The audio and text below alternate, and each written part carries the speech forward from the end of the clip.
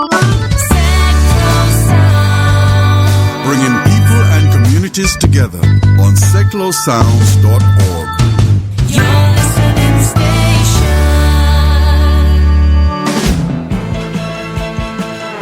Good evening, and welcome to the MooCamp Radio Show on Seclo Sounds.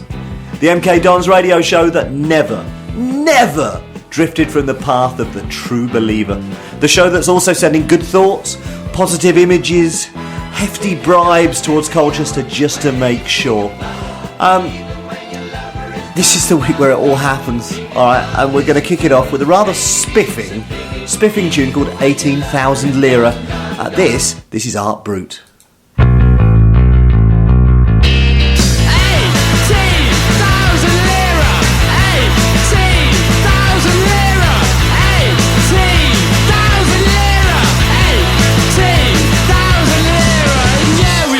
Guns, but they're antiques. They're rusted and they're broken.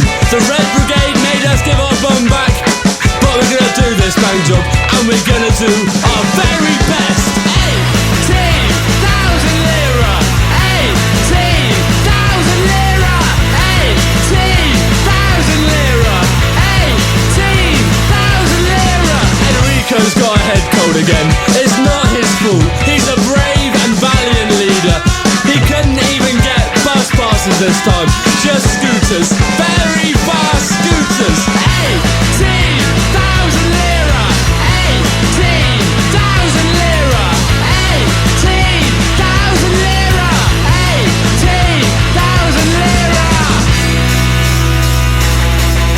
Sounds like a lot of money.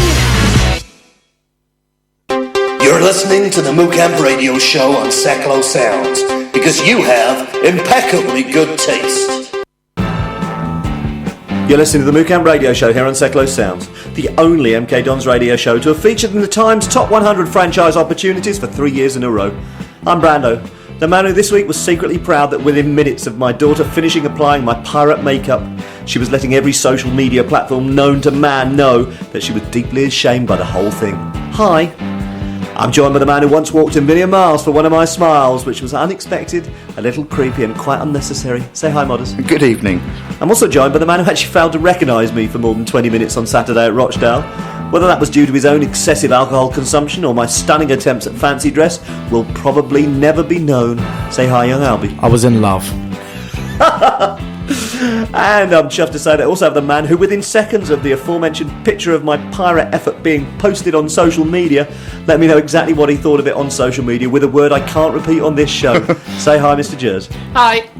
And just like Mark Cooper, when everyone told him it would be a really poor move to field a dramatically weakened team in such an important match, what do you think is important to us? So, Modders, can you please tell the boys and girls how they can get in touch with us? Indeed I can. You can contact us by relaxing on a chaise lounge while trying to figure out what cathesophobia is the fear of, or alternatively, you can use more conventional methods. You can contact us on Facebook. We're at facebook.com/the MooCamp. You can tweet, but use the hashtag the MooCamp during the show. You can email radio@moocamp.com. You can text 80085, but remember to start your message with, the stewards request you please take your seats, or else it won't reach us. Or you can text direct to the studio on 07 848 930 396.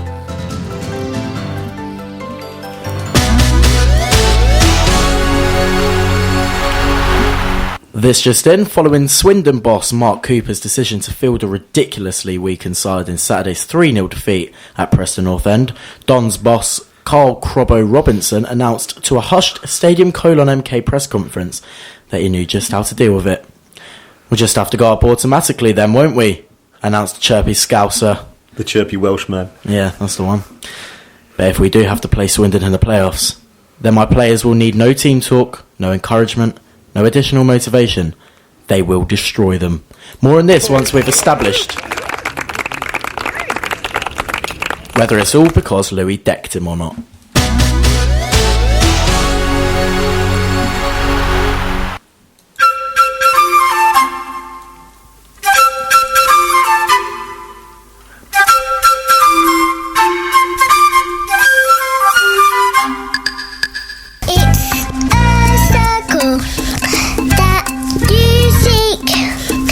It's the MooCamp roundabout of the week.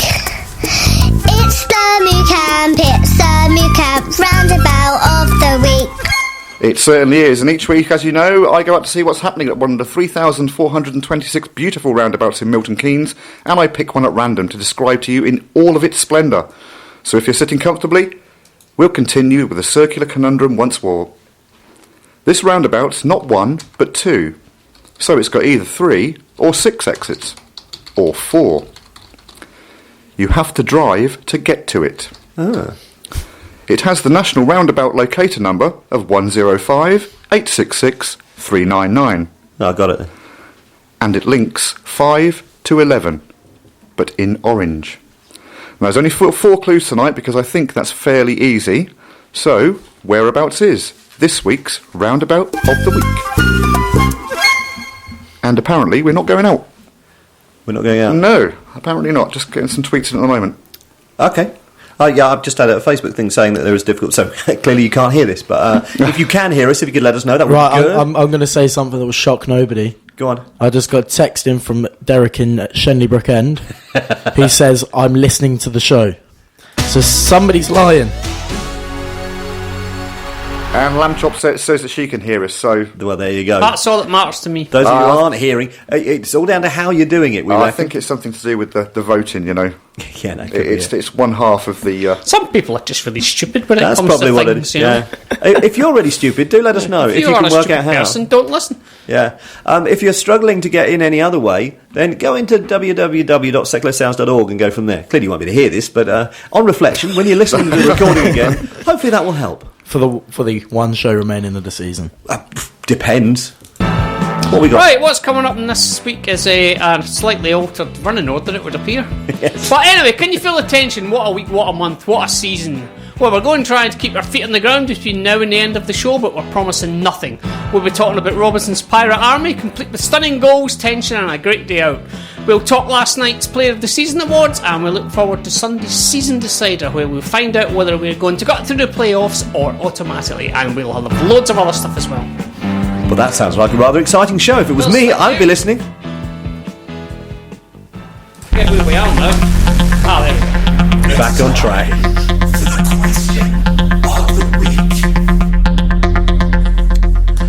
Yes, indeed. It's time for the question of the week once more, and that's where we have a question every week, or alternate weeks, because sometimes we have answers. But this week, it's a question of the week, which means you have to provide answers. The question this week was simply, what will you, yes you, be doing to bring us luck for Saturday? And answers we've had so far include, Dippydon95 says, shouting at the team to do something good, probably. I like that, it's passion and commitment. Sue W says, would love Col U to recall Jabbo for Saturday. That kind of feels like that ought to be written. That would be good. Yeah. Martin Barnes says, I will be flying in from Dublin and hopefully bringing the luck of the Irish with him. It's pretty good. Paul Harris said he's going to be eating as many hot dogs and deli sandwiches before coming back from New York. He'll also pray on the baseball cap of the Toronto Blue Jays and the patron saint of franchise sport for good luck. Martin Jane says leaving the franchise out of his accumulator. Good move. Franco Volpe says writing a very special Dear Carl. Sausage says, sorry, this sounds actually so much worse when it's censored than it did, but I can't do this. Sausage says, having a pre-match bleep at exactly the same time as before all our home wins. Bristol Don says, watching Sausage have his pre-match bleep at exactly the same time before all our home wins. Modder says, walking up the middle set of steps to the cowshed, entering through the middle set of doors, usually the left-hand door as per usual. Superstitious, him? Nah.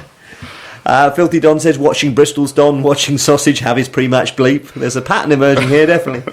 Matthew Appleby says he's going to be having a nervous breakdown. It's not going to bring any sort of luck, he knows, but that's what's going to be happening, whatever. We have many more of those, but please do let us know any particular superstitions you're intending to go with at the weekend. We'll maybe talk about the weekend in a while. Have we got text and tweety things? We have a few. Shall I try and find some music for it? Yes. Okay. Have I covered it? Has anyone spotted? Seamless. Mark from Swindon has texted in to say, you beat me up, I bleep you up. Please be kind to us if we meet at Wembley. Kevin from Bath, regular texter, has texted in to say, Army Hearties. Genuinely fun day out. Can't believe how much I'm loving my football these days, and that doesn't have much to do with all that happens on the pitch. Love you guys. Emily from Shenley Brook End says, Albie, it's been ages since you've been round, and Shanice is really funny around me. Do you know what's wrong with her? I'll tell you later. Long John Harkins has texted in to say, Arr. Mandy from Linslade has texted in to say, can't think of a more exciting end to the season. In 4 days' time, we could be in the Championship. Can't concentrate on anything at the moment. And that's all. Okay, we've got another couple flying around. There's Chris Reed. Actually, Chris Reed's having a guess at I saw it, roundabout of the week. Yeah. I want to know if it's the peanut roundabout under the A5 near Caldecott. I mean, that's a schoolboy error, Chris, but appreciate where you're coming from. I like the effort. Obviously, Hector's gone to the trouble of saying he can hear us online, no problem, and puts in brackets afterwards, therefore, if you can't, you're an idiot. So, yeah, fair enough. Thanks ever so much for that. Hang on, there's one other over there. Let's see if it's new. Oh, no, that's us. That's our buffer thing. Oh, Buffer's working. Buffer's working. Good. It's working a few minutes late. So we've got this great thing that times our tweets, but it seems to pop them up considerably later than they're supposed to go, but then pretends it's put them up at the time it was supposed to. Yeah, I've noticed that as well. Posted time, 5 minutes ago. Yeah, I just got a text in from Derek in wherever he is. He can only be in so many places at one time. He says, I'm trying that tweet thing so I can send something. Well, that's pretty good. Put hashtag the MooCamp at the start of your tweet. You know that logo it didn't work, did it? You know that little symbol that I have on one of my t-shirts? Yeah, put that ahead of your tweet. Where's this going? Absolutely no idea. I can't read it out. It's better than anything we got in the script. Yeah, Go on. yeah. Tell us more about what you've got on your t-shirts. Is there symbols you have? That's a competition right there. What's on Albie's t-shirt? What's on Albie's t-shirt? If you know what it is, keep it to yourself. Nothing quite as cringy, and I've said that word on purpose, as Dan's t-shirts. You see. Now, I have to say this. We'll talk about this in a bit more detail later on when we talk about the Player of the Year awards. Actually, why is it Player of the Year awards, not Player of the Season? Let me just stop that off for a second. We will talk about it later, but why Player of the Year and not Player of the Season? It sounds like a schoolboy non-footballing error to make. It does, yeah. Yep. And Player of the Year acronyms out to POTS, which kind of works, but Player of the Season acronyms out to POTS. Yeah. Player of the Year, Potty. That's not as good. It's just not as powerful. Yes, I was going to say something about Dan, but I'll say it later on. Right, we probably need to do something. Oh, no, another tweet. Let me just have a quick look. Okay, obviously Hector would like to know how the Carl Robinson Who banner's going. I think he means the Yeovil Who banner. Yeovil Who? Unless he's talking to Yeovil. I don't know whether... Are you familiar with, obviously, Hector? No. Okay. Well, in that case, Hector, do let us know whether you're referring to the Carl Robinson Who banner that Yeovil did, or the Yeovil Who banner that Albie's been pretending he's going to do for some time and isn't going to, because it involves effort. Yeah, pretty much. Yeah, okay. Yeah. Yes, well, do let us know, and we'll come back and talk to you in a short while. Joke of the week. What's orange, white, and remains standing while feeble opposition manager collapses in a heap before him?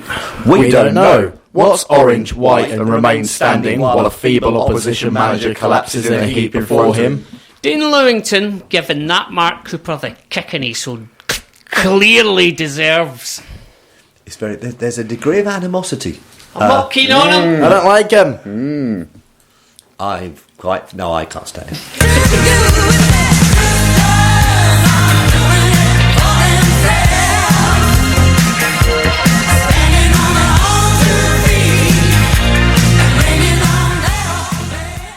Yes, indeed. Sisters, Lisa, Carolyn. We're building up to a big climax. Next week, we have the election live in the studio. We'll have both candidates here, and your votes will determine the overall winner of this rather pointless campaign that we've now been running for months, I think. I've had confirmation from both of the sisters that they will be attending. So if either of them sound different, to those of you who know them, that's purely accidental. But yeah, look, it's a week from polling day. Next Wednesday, we'll have it live in the show. The two warring candidates will be here to put their policies before you, their electorate. This week I've had a message from each candidate in a questionable attempt to steer your support towards their own campaign, and they read thus.